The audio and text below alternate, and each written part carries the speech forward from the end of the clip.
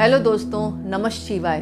दोस्तों, राधाष्टमी आने वाली है। इस बार जो राधाष्टमी है वो 22 सितंबर शुक्रवार के दिन पड़ रही है। और अगर आप उदय तिथि में करते हैं तो 23 सितंबर मतलब शनिवार के दिन 2023 की बात कर रही हूँ मैं, तो 23 सितंबर शनिवार को 2023 में पड़ रही है। आपको बहुत बहुत शुभकामनाएं और बधाई। अब एक बात ध्यान रखना, आप 22 सितंबर शुक्रवार को पड़ रही है रात्रि में, और शनिवार 23 तारीख को पड़ रही है मतलब उदय तिथि में। तो आप राधाष्टमी उदय तिथि में करते हैं तो 23 तारीख को बनाएं, और मध्य रात्रि में करते हैं तो आप 22 सितंबर को बनाएं। इस बात का ध्यान रखें। अब इस दिन करें क्या? प्रातःकाल स्नान करें, चौकी स्थापित करें, लाल कपड़ा बिछाएं और राधा कृष्ण की प्रतिमा रखें। पंचामृत से स्नान कराएं उनका। पंचामृत आप जानते ही हैं, दूध, दही, शहद, गंगा जल, और माँ की और श्री कृष्ण भगवान की जो प्रतिमा है उस पर रोली से तिलक करें, अक्षत लगाएं, मूली चढ़ाएं, मिठाई चढ़ाएं, मिठाई पीले रंग की चढ़ाएं, और फल फूल मतलब माँ को और भगवान श्री कृष्ण को चढ़ाएं। माँ को लाल फूल और भगवान को पीले फूल, और विधिवत उनकी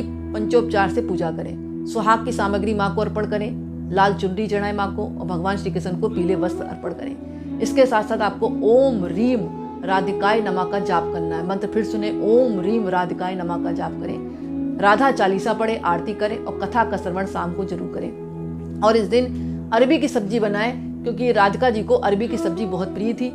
यानी कि आप अरबी उबाल लें और उसको कल्हार लें, उसकी सब्जी बनाएं, क्योंकि फलार करना है, व्रत रखेंगे आप।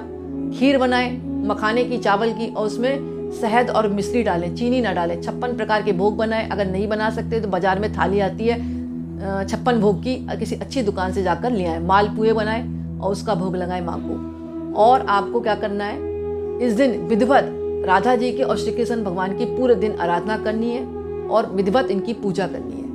इसके साथ साथ आपको मैं एक बात बताना चाहूँगी, भगवान श्री कृष्ण के बगैर राधा जी की पूजा अधूरी होती है, और राधा जी के बगैर श्री कृष्ण भगवान की पूजा अधूरी होती है।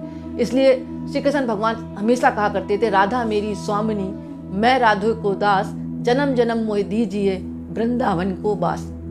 ये कृष्ण भगवान हमेशा कहा करते थे कि राधा मेरी स्वामिनी है, मैं राधे का दास हूँ, और जन्म जन्म मोह दीजिए वृंदावन को बास। कहते हैं मैं जन्म जन्म में कितनी बार भी जन्म दो, वृंदावन में जन्म देना, और राधा का मैं जो है दास बन के रहना चाहता हूँ। और इस दिन क्या कहा जाता है कि शाम के समय राधा और कृष्ण भगवान की पूजा करने के बाद, राधा चालीसा पढ़ने के बाद आपको कथा का श्रवण करना चाहिए। कथा इस प्रकार है, एक बार राधा और आपके श्री कृष्ण भगवान स्वर्ग लोक में थे, वहाँ पर सुदामा जी भी थे। शास्त्रों में कहानी वर्णित है ये। तो राधा जी कोई काम से बाहर चली गई थी, इधर श्री कृष्ण भगवान आए, राधा जी नहीं मिली, तो वो अपनी दूसरी सहेली एक बिरजा थी उसके साथ घूमने चले गए। इधर जब राधिका जी आई, उन्होंने पूछा कहाँ गए, तो उन्होंने कहा वो तो बिरजा के साथ घूमने चले गए। अब राधा जी को बहुत गुस्सा आया, और गुस्से में आकर उन्होंने बिरजा को मतलब उल्टा सीधा बोल दिया, अपशब्द बोल दिया। तो बिरजा का जो था मन आघात हुआ, दुखी हुई, और वो नदी की तरह बहने लगी। क्योंकि राधिका जी ने जो भी कुछ बोला, उल्टा सीधा बोला था, तो उनको बहुत दुख हुआ था, तो वो नदी की तरह बहने लगी जाकर। ये सब देखकर सुदामा जी को बहुत गुस्सा आया। सुदामा जी ने राधा जी को श्राप दे दिया, जाओ तुम्हें भी मनुष्य योनि में जन्म लेना पड़ेगा धरती में, और श्री कृष्ण भगवान से हमेशा वियोग सहना पड़ेगा।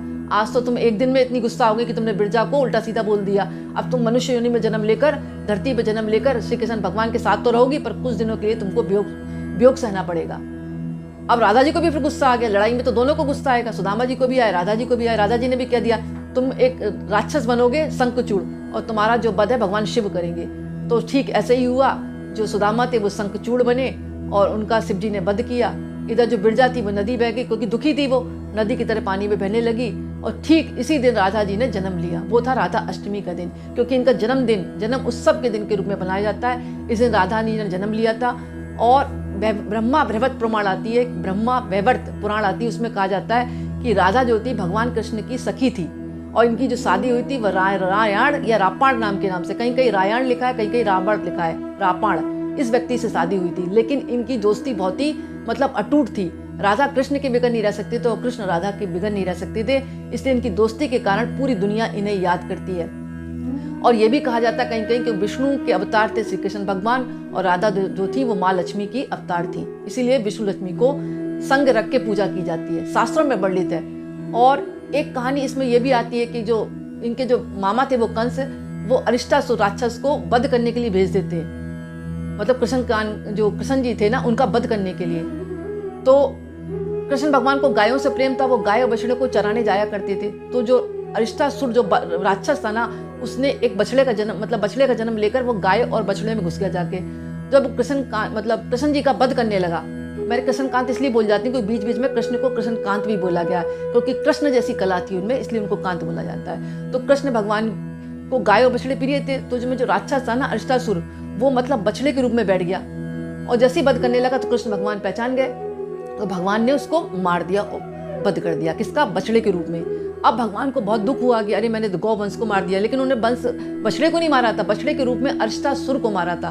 तब उन्होंने अपनी बांसुरी से कुंड खोदा, और कुंड खोदने के बाद उन्होंने प्रार्थना करी कि सारे तीर्थों का जल यहाँ पर एकत्र हो। फिर उन्होंने उसमें स्नान किया, फिर उससे उसके पाप मिटे जो बछड़े को मारने का दोष लगा था। कहीं कहीं ये भी कहा जाता है कि राधा रानी ने अपने कंगन से कुंड खोदा था, इसे राधा कुंड के नाम से विख्यात है। और इस राधा कुंड में कोई नया दंपत्ति अगर स्नान करता है रात्रि में, जब मध्य रात्रि अष्टमी पड़ती है राधाष्टमी में, तो उनको नए संतान का जन्म मिलता है। शास्त्रों में अनेक बातें आती हैं, अनेक कहानियां आती हैं, लेकिन इन कहानियों को सुनने से हमें पुण्य की प्राप्ति होती है। कुल मिलाकर राधा अष्टमी का पर्व माँ का जन्म उत्सव का पर्व है। इस दिन माँ को सुहाग की सामग्री और सफेद मिठाई और पीली मिठाई जरूर अर्पण करें, और साथ में श्री कृष्ण भगवान की पूजा जरूर करें। धन्यवाद दोस्तों। अगर मेरा वीडियो पसंद आए तो लाइक करें, और कमेंट्स में आपको ओम नमः शिवाय जरूर लिखना है।